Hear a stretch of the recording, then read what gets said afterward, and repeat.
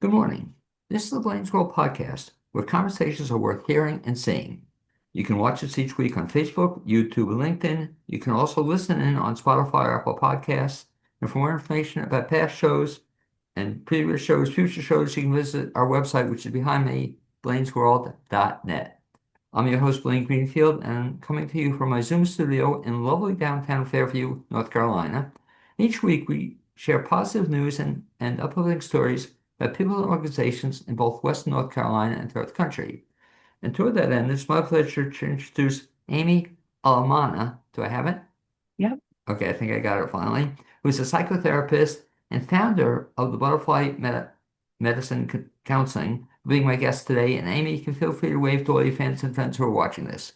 So that is Amy. Amy is a licensed clinical social worker and psychotherapist based in Asheville, specializing in trauma-informed depth psychology, Jungian, Jun- Jungian, Jungian. Yeah, either Jungian one. psychotherapy, and equine facilitated therapy. She is founder of Butterfly Medicine Counseling, where she focuses on supporting women through midlife transitions, aging, and spiritual growth. So the question I always ask Amy, first time I meet somebody on the air, is as a child, you grew up where? I grew up in Baton Rouge, Louisiana. Okay, and growing up as a young woman in Baton Rouge, Louisiana, did you always know you wanted to be a psychotherapist? No, No. no. What do you want to be when you were a kid? I wanted to do something with animals for sure. I loved animals. I was such an animal lover. I was always taking in stray cats, and my parents were like, you know, sure, yes, we'll take another one. Why not? Um, So I thought I would do something with animals. I thought I would be a veterinarian. And then at one point I was like, ooh, that's a lot of science. That's a lot of school. And I also realized that animals don't necessarily like the vet. And I was like, I don't really want to work with animals if they're not going to like me. So I think I was more thinking along those lines, something around animals in So Louisiana. when you were taking in then the stray cats, did you also take in any stray dogs, stray horses? Did you take in other pets? No, my parents wouldn't allow it. We could only have cats. We were, cat only household. Okay, so you decided then, when did you decide not to become a veterinarian? I hear what you're saying. Was there a point in time when you decided this wasn't for you? Yeah, I think so. Like I said, there was a recognition that there was a lot of science and math, and that was something that I struggled with. I was diagnosed with a learning disability when I was 9 years old with ADD, and that was back in the 80s. So that was not really commonly heard of, but it was something that made math and science really hard for me. So I kind of shied away from that. And it was basically my desire to be a social worker and to be a counselor that helped me overcome that fear because I still had to go to college. I still had to get my master's. I still had to take statistics. I still had to take Right. algebra. But basically, when I was in sixth grade, I was like, "Oh, no, not that." So in college undergraduate, what was your degree in? So my bachelor's is in social work, and I got that from Rock Hill, South Carolina, Winthrop University. And then I got my master's in social justice from Stony Brook University in New York. Okay, I know that well. And so you Mhm. get a master's, I love that title, that social justice. When Social did you justice. then decide then to kind of put it all together and become a psychotherapist? So that was a journey that ultimately kind of happened, right? I didn't necessarily expect that when I started out, but I did have my master's internship was doing counseling for a community counseling organization. And there was a social work part of that, but I ended up being, my internship was focused on counseling. And so that's where I started out. And yeah, the jobs that were available to me ended up being counseling focused. And I really didn't expect that so much when I started into social work. I thought I would be working for the state. I thought I would be doing something along those lines.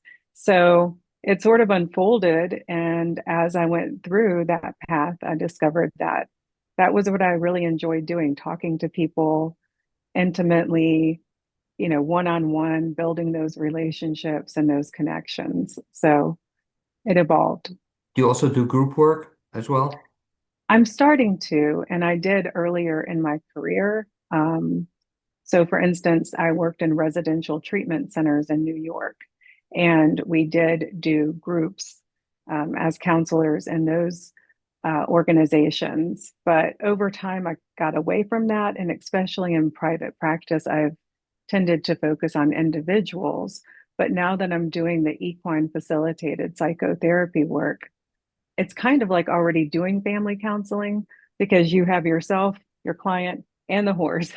So there's already more than just two there. And also, doing that sort of work with groups has been really powerful. So I'm hoping to focus more in groups.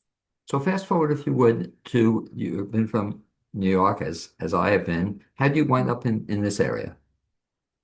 How long have I been in No, this how do area? you wind up in this area? How do I wind up? Okay. So I was living in Chicago after New York. So I moved to Chicago because my mother moved to Illinois from Louisiana. And so at one point, I wanted to be closer to her. So we both lived in Illinois. Then I moved to Chicago and she moved back to Louisiana. So we were already like, okay, uh, you're good now. You're on your own. And I ended up meeting my now husband, and we decided that we wanted to come take a trip to Asheville. And within a month, we had bought a house, and that was in 2021. So we came and we visited, fell in love with it. We knew that we had wanted to leave Chicago eventually, but it happened sooner than we expected. So this is how we ended up here. The mountains called and we came. And it's so funny because it's somewhat similar to my background, I guess. So we come to Asheville and then came back a second time. And within a week, we bought a house. Hadn't even put our other house on the market. And we just knew, this was going to be for us. Yeah. So you came in 2021. Did you then start your practice or did that eventually develop? So I had already had my practice in Chicago. I had gone into private practice in 2018. Prior to that, I had been a medical social worker at Loyola Hospital. So I did start my private practice in 2018, Butterfly Medicine Counseling. And then when I left, since it was 2021, I could do things virtually. So I got another license here in North Carolina and brought my Illinois clients over and saw everyone virtually. And that was happening for, a few years. And then I started building in the equine facilitated psychotherapy eventually after I started volunteering at Project H&G. And that part of the practice, I assume, isn't virtual. It'd be hard to do virtual with equine therapy. That's very cool. First of all, I have to go back to your name of your business. I love the name of the business. How did you come up with that name? Hmm. Well, I really believe in the power of dreams. And I dreamt of a butterfly. And it was around that time that I was starting my practice and thinking about a name. So I called it Butterfly Medicine Counseling because I do believe that the animal world holds medicine for us and that we can pay attention to how different animals and insects and, even reptiles function, and they can hold wisdom and healing for us. So the symbolism of the butterfly, of course, is transformation. And eventually, I started to focus my practice on midlife women. So I started to consider the midlife crisis as a midlife chrysalis. And, being able to reframe that sense of uncertainty and not really sometimes being bewildered and in the wilderness of midlife has, I think, helped people be able to imagine themselves in a chrysalis and that there is a purpose to that. It's a stage of development. So it initially was something that I held for myself in my transformation process, because I had been through a significant transformation in my life. At one point in 2012, I decided to abstain from alcohol. And that's been a huge recovery purpose in my life. So the butterfly also had that symbolism for me. We can change our lives so completely and utterly, and be more focused sometimes spiritually, and different choices and decisions that we make. And the butterfly medicine really holds that spiritual wisdom. So talk about how horses come into play, Yeah, so horses have their own medicine. right? And specifically, in this time of virtual, right, and computers and screens, more than ever, I think we're really seeking and needing more touch, more actual, like in person, like you said, you can't do this online, but touch and connection, right, and relationship. So I think horses, because horses naturally are social, they're herd animals, and they don't isolate. And today we have a lot of people who are isolated. We're almost a little too functional.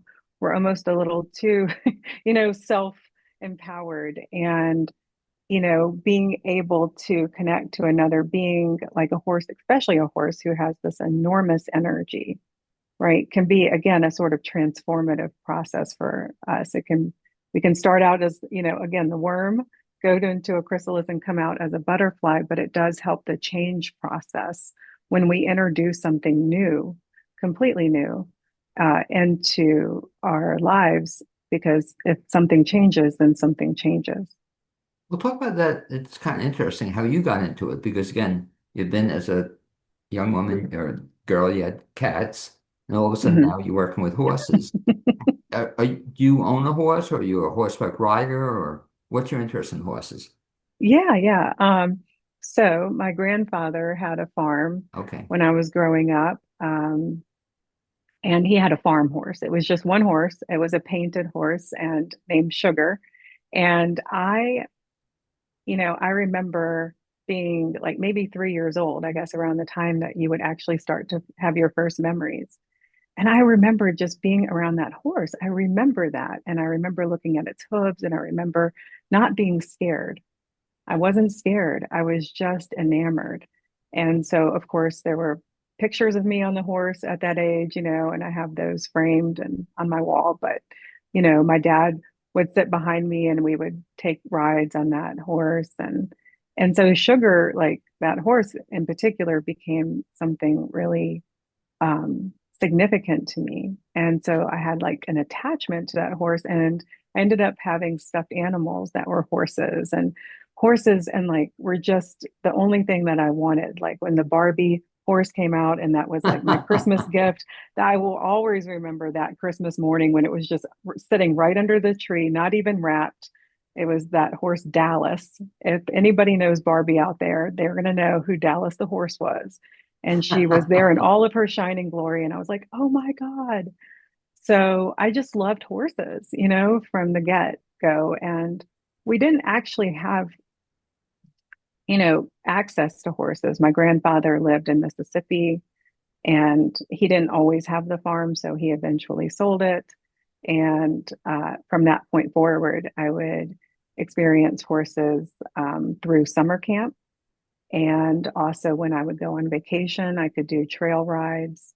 But I never thought about having my own horse until I came out here to Asheville, and then realized I was in horse country and that it could actually be a pretty, yeah, potentially possible thing. So right now I lease a horse from Okay. Project H&G. And talk about both, but just the first one. So what's leasing a horse all about? What does that entail? Yeah, so I guess it's sort of like leasing a car. I haven't leased a car, but I think it's similar. You don't you don't own it, right? It's not yours, but you do pay and get some time and benefit with that particular. I'm going to not compare that to cars. Again, I don't know what I'm talking about, but horses. So what that means is I pay a certain rate per month and I have a certain amount of time, allotted to me to spend time with a horse. And they feed the Project H&G, the barn. They take care of his food, his medicine, and his care. So that's nothing I have to think about or factor Nice. in Yeah. to my equation. So it's actually a really lovely way to have an experience and get to know horses and their care and their needs without being like completely overwhelmed by that as you're learning. How It's many a hours? really good first step. How Yeah. many hours do you get to spend with the horse? Um, the horse that I'm leasing is Heart Song, and he is a lesson horse, and he is also a trail horse at Project H&G. So he does lessons in the afternoons, on the weekday afternoons, and during the summer, he's a trail horse for 6 weeks. So basically, during those times, I can't see him or be with him because he's busy working. He's got a job, and then otherwise, yeah, I'm pretty free to go and spend time with him So yeah, I'm just curious, so like a weekly basis, is that 5 hours a week, 10 hours a week, 1 hour? How often do you spend time with him? as much as I can. Very cool. Definitely as much as I can, and I would say generally about 3 to 5 hours of time. So now you mentioned this project, what's it, HNG? Yes, And yeah, what is it? Project Hickory Nut Gap. Okay, and what is that all about? Okay, so that's a nonprofit organization in Fairview that really has been around since the 80s, the early 1980s, when sisters Susie Hamilton and Annie Ager created a summer camp for their kids. Um, and it just grew and grew and grew. So fast forward 30 years later, and this has become a thriving uh, institution, this particular horse summer camp, which has now expanded into 6 weeks during the summer. It's for ages of kids 6 through 12 years old, and kids come year after year after year. I mean, families, generations have been part of this camp. They do like pottery, wilderness skills, art. Um, it's incredible. We also do at Project H&G riding lessons year round, veterans programs, and educational programs as well. Can you tell me off the air? I know you actually have a couple of things coming up with Project HNG, and you're Hmm. going to be involved in one, but one's coming up, I think, is it May 2nd? And Yes. what's that about? So Project H&G is partnering with Elderflower, who does the senior day camp, right? And they're going to bring them there to the barn to spend some time with the horses, to have some education and also some connection time. Okay, very interesting. And I know that's going to be open, or I'm going to be attending that. And then on Yes. May 9th, there's a fundraiser that I guess you'll be involved in, or you'll be back for that one. What's that? Yeah. So I unfortunately won't be here for that one, but it is a barn dance, right? Fundraiser, and that's specifically to raise money for Project H&G. And that happens usually once or twice a year. But last year it was incredibly successful. We were so grateful that we were able to build our second arena at Project H&G so that we could do more lessons and have people could have more access to us. So it's a barn dance, it's food, fun, music, Okay, and you and can so learn more about it on Facebook or at the website for Project H&G. and said you won't be back for that one either? I won't. Oh, okay. But just sounds like a fun event. But you've been to them in the past? Yes, yes. Okay. And so at these events, you just learn about horses. Do you get to, I guess you don't ride on them, but you just see them or they're there. They're there. Yeah. So for the May 2nd one for sure, the horses will be involved. For the May 9th one, since it's at the barn and it's focused specifically on the dance, I'm going to That's say probably not. The horses may not be there. But yeah, for the May 2nd one, yes. So talk then, Amy, a little bit about your role in terms of working with the horse. I'm just curious. So somebody works with you. You mentioned more so midlife women. Women, Mhm. and what, how do you define that? Yeah. So anyone who identifies as a midlife woman is a midlife woman, right? I'm not going to Okay. tell them. But basically, I would say somewhere between ages 35 and 60, roughly. But I do also want to say I work with younger women than that. But that had become my focus at some point, and that's the majority of my clients. So, yes, I do have midlife women, and they come for equine facilitated psychotherapy. And I have to ask you, for the benefit of the folks who don't know it, including Mhm. myself, what does the therapy entail? In other words, do they meet with you privately first or meet with you with the horse? How does that work? So, we meet at the barn, and I always have a phone consultation with a client before anything happens, just to make sure that we're a good enough and right fit to proceed. So, we usually have a 15-minute discovery call.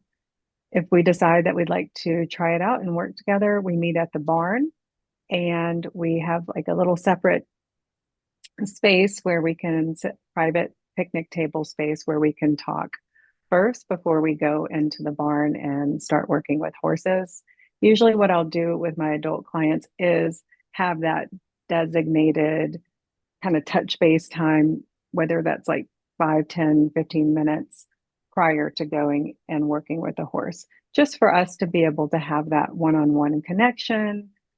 Because once you get into the equine facilitated psychotherapy, that's very, very specifically focused on the here and now, the present moment. So anything that's happened during the week, anything they want to catch me up on, anything that's happening, we talk about that before. And then we go in and work with the horse. And so when working with a horse, do you work with people, I guess, who have never worked with horses before or never Mhm. even been involved with a horse? Yes, I recently, and I think you found me through this, through the article I published in the Fairview Town Crier. But yeah, I had all sorts of people respond to me through that article, including people who had never had therapy, people who had never had experience with horses. It's really like I love that so much because there's just so much that they are getting introduced to. Well, hopefully this podcast will get some people interested in it as well. And so they hear about you. And so then they have a 15-minute phone conversation. Mhm. And then they come to the barn and all of a sudden they meet you and they meet the horse. Is there somebody Mhm. else with you? No, not at this point. In the future, we may incorporate equine assist Right. for the horses, but currently with the program that I studied under, I was trained to work specifically with myself, the client, and the horse. Okay, it's interesting because I spoke to somebody else who did similar kind of work, and they had also an assistant, so it was Yes. like an added layer. So here's just the three of you, and that's where I'm just trying to get my head on this. I don't almost have to see it. Is the horse involved in this therapy at all, or is the horse he or she getting therapy as well, or what are they doing when you're doing this? Yeah. So that's a great question. So where I studied was through the Herd Institute, and HERD stands for Human Equine Relational Development. So, really, the focus is on the relationship with the horse and the human. And that's what we're paying attention to in real time when we're working together with the client and the horse. And really, it's paying attention to those micro moments and those connections that makes the therapy possible. So it is, I think, also therapeutic for the horse in the sense that the horse is generally being asked consent in a way that horses aren't generally asked. So if a horse, says no to a request in relationship, then we honor that, and that's a pretty different experience than horses generally have out there. And in the world where, if we're expecting something of them, we tell them that this is going to be the way it is and we go on. So in this sort of dynamic, they very much have a voice. How long are the sessions? Usually about an hour. Sometimes they can go a little bit longer, but typically an hour. Just the problem listening to this, I almost don't want to let my wife hear this because what she would want to do, she'd want to then get a horse. She always talks about, but she want to, and I guess that it can be not a problem, but kind of a nice thing to happen that people develop relationships with the horses Hmm. or caring for the Oh horse. yeah. Oh yeah. Do you always get to work with the same horse? No, I can work with different horses. And that is a wonderful thing about working with Project H&G. So even though I lease my horse Heart Song, I do have other horses that are available to partner with me and with the client. And that is based on the mutual connection that the client may have with a horse on that particular day. And then some clients want to continue working with the same horse. Some clients kind of want to feel out other horses, depending on what's happening that day. So when they work with you, are they working primarily with your horse at some point in time, but not necessarily? They're always introduced to my horse, to Heart Song, but I do pay attention to their resonance and their connection. So I wouldn't force that dynamic, if neither one of them is feeling it. There are other horses available to partner with. So usually I would try to see where the most resonance was with a client. But clients do tend to have favorites, right? And often go back to the same horse once they've created a bond or a deeper relationship. Now, as you kind of indicated, so that sometimes happens that you won't feel it like you said or have a relationship with the first horse, but sometimes it'll be another horse that'll happen. Hmm. So that's Yeah. perfectly natural. Yeah. Yeah. Just like in, the world, right? When we meet Yeah. people and are at a party, some people we're going to jive with, some people we're not, right? So talk about what the people working with you, they're working with the horses. What do they learn from the horses? Mm-hmm. Well, I think they have experiences, right, that create new neural pathways in the brain. Um, because horses don't care what you wear. They don't care what how much you make per year. They don't care about your profession, where you grew up, none of that. But they do care about how you feel. And they're very good at connecting to our nervous systems. So I think what people have an experience of, right, ultimately is being in a very non-judgmental space with another being and creating a relationship. And I think that can be profoundly healing. I think they can learn a lot about themselves through that process and how they go about relationship. And in terms of working with you and the horse, is there a time framework on this? In other words, it's going to be a week, a month, a year, lifetime? How does that work out? So my background is in the analytical psychology, the Jungian approach. And so that is basically as long as it takes. As long as it takes, as long as the work is relevant, as long as there's therapeutic goals, then we continue the work. So is there, in terms of, there's no typical average, I guess you can give me, but where's that range? Where does that look like? Some people be working with a year, lifetime, or how does that work out? So I started seeing clients in 2025 with doing specifically the equine facilitated psychotherapy. So I don't have enough data for you Okay. personally yet, but I can say in my private practice, I have clients that I've been with for 5 years.